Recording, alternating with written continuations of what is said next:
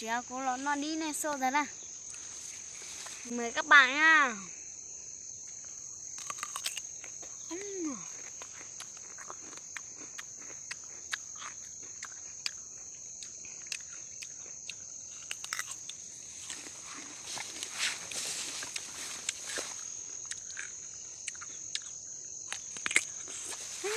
Ngon lắm. Nó là còn không gì nữa đó, tại vì nó tớ cho một đề phải cho đi này nè, nhọt đề, còn đề cơ thì lấy tròn rồi nè, tại vì nó chung cho cái một đề đi này nè, nếu tên nó chỉ nó không chỉ tên này nè, nếu tên không chỉ tên này.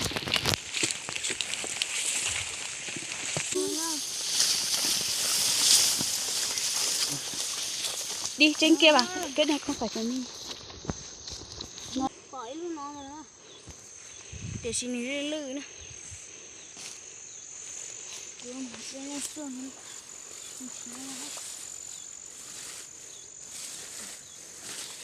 Yo, bói luôn thiên rồi nè, này lo nó sao lư tạ thế này nè, đến đấy chỉ tua chế mình lư tạ nè.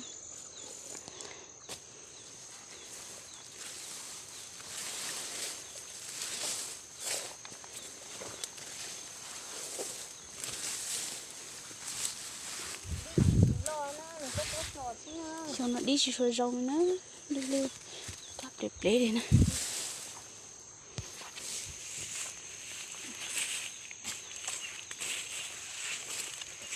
Cái đi chỉ cho cổng lên nè.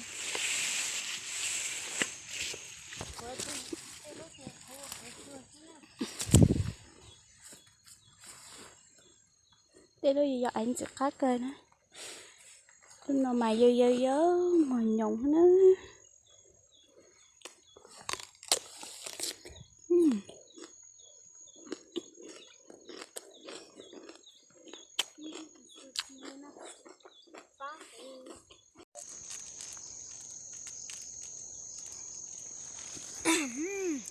Chéo cô nó đi này sâu rồi nè. Mình mời các bạn nha.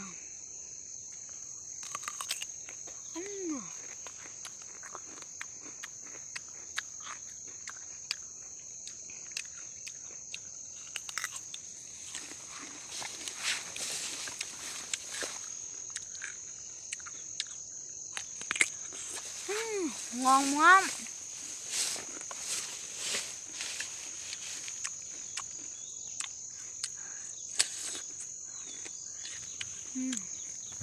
Đúng là ngon thật.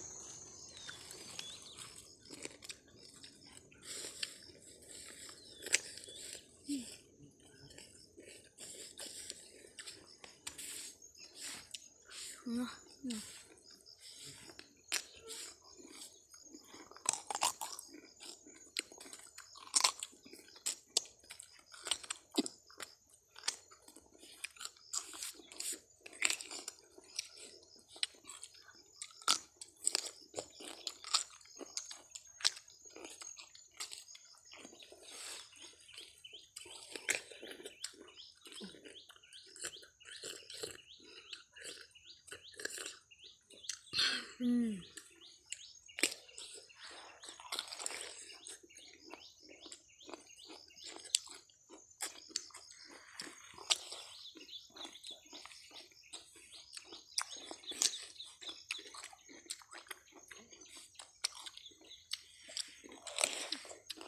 Cắt rồi nè.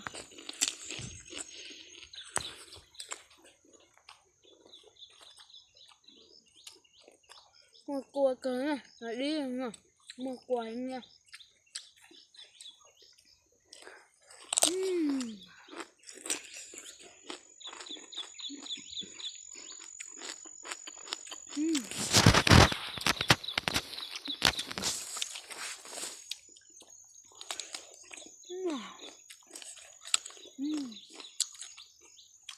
Cái ngọt đi cá thấy nè.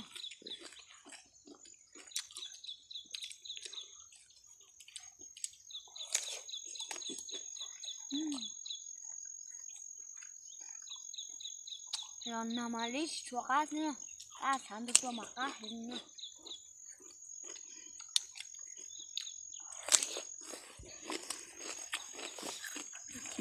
Rồi bé nó đi nè, cá hình.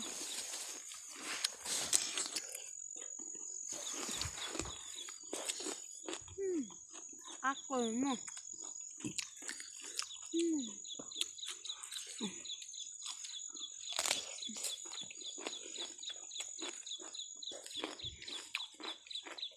Thôi hôn.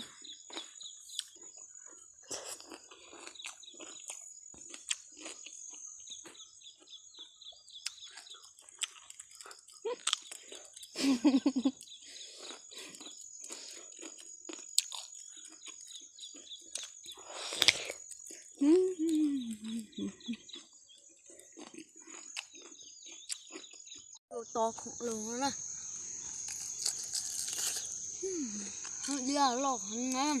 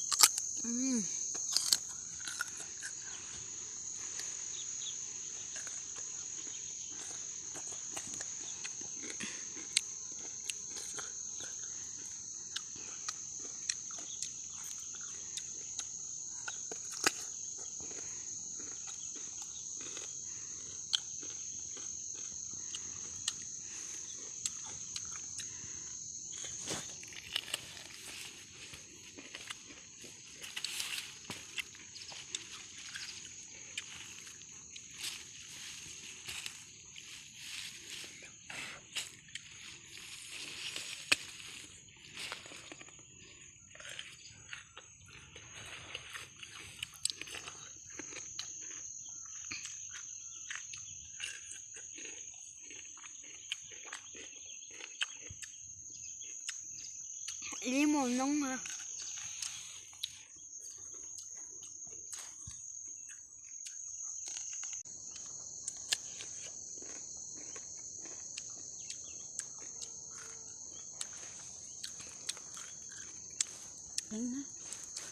Đi lo hành nó rong cơm mà hành nha rong nóng cơ thế nào Lúc đa lúc chua lắm mùi nữa, lúc tiêu dụ xế lắm mùi, lúc chỉ mùi mà ai lắm mùi lo mê lắm mùi xì này thì sáng nọ mà còn là tuổi của mua mà xa cho nên no nữa